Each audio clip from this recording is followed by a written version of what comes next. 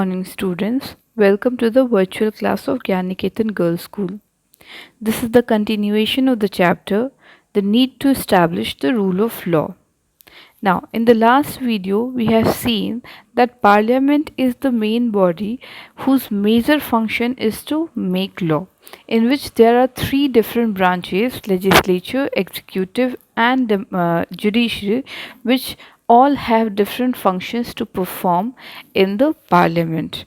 Now, it was also seen that the laws that are passed in Parliament are applied to each and every citizen residing in a country. The law cannot discriminate against any individual on any ground, and the rule of law means that all laws are applied equally to all citizens. No one is above the law, be it a senior citizen, be it a senior bureaucrat, or a wealthy person, or a cabinet minister. If they are seen violating any kind of law, they will be punished by the government. Now, in today's video, we are going to see that how new laws come about, how these laws are formed. See, the basic function, as I said, of the parliament is to make law for the people, and the very important role of the parliament is to be sensitive towards the need and interest of the people. Even before a bill is passed in the parliament, there are a lot of debate and discussion held on the needs for introducing the bill in the parliament that is for the citizen of a country. And a political party also may pressurize the government. A single political party may pressurize the government to initiate a bill, particular bill, in order to fulfill its election promises that he had done before election. It is not for the need, it is not for the benefit of the people, but it is just seen that they are initiating a bill that because they had promised it in before the election. Now, there are also some interested groups, media, and citizen forums which persuade the government to for a particular legislation. Now, earlier we have seen the Right to Information Act. This was also a bill that was passed by the parliament for the benefit of the people, so that the people could come to know about the department and ministers, the official work of the government, and different things. And this law proposed the establishment of a central information commission and state information commission to receive and examine complaint that was regarding the denial of information to any citizen of India.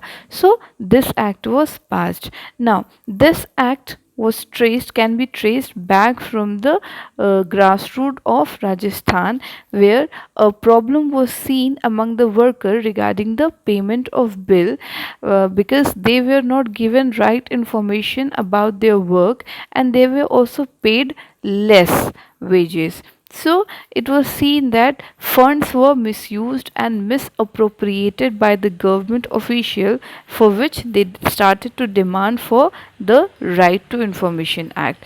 So the workers, what they did, they examined the documents and got photocopies of vital documents.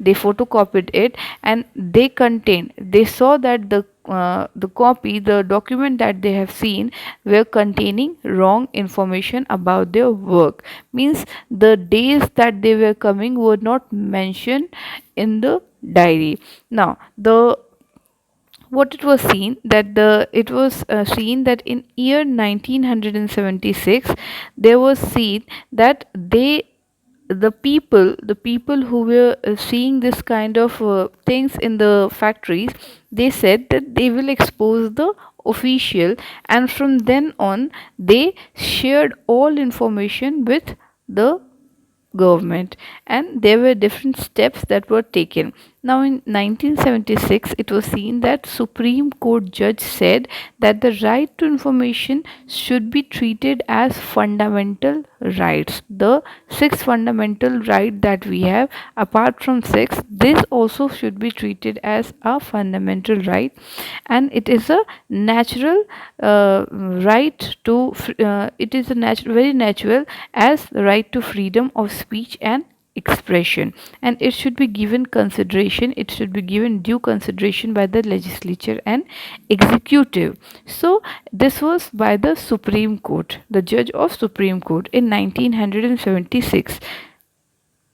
After that, it was seen that in 1990, regarding this, Prime Minister VP Singh said that in order to check corruption in government sphere, people should be given the right to information.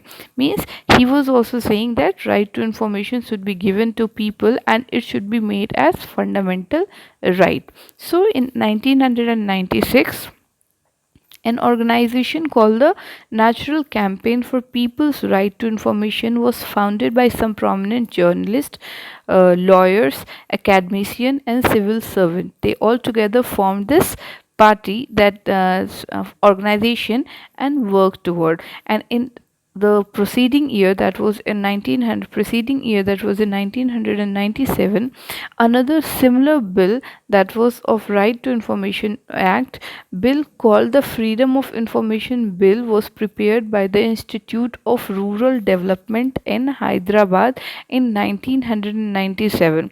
And it was there seen that after that there were different discussions held in the parliament regarding these bills by the different leaders, and it was said that in 2000, the year 2000, the NDA government headed by AP Vajpayee, means Atal Bihari Vajpayee, introduced the Freedom of Information Bill in the year 2000, and but there was a disagreement among the coalition partner.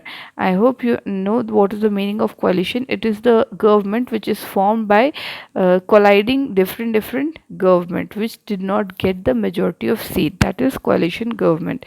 Now, after several round of discussions and amendments, the Right to Information Bill was introduced in Parliament on 22nd December 2004, and it received its presidential assent on 15th June 2005.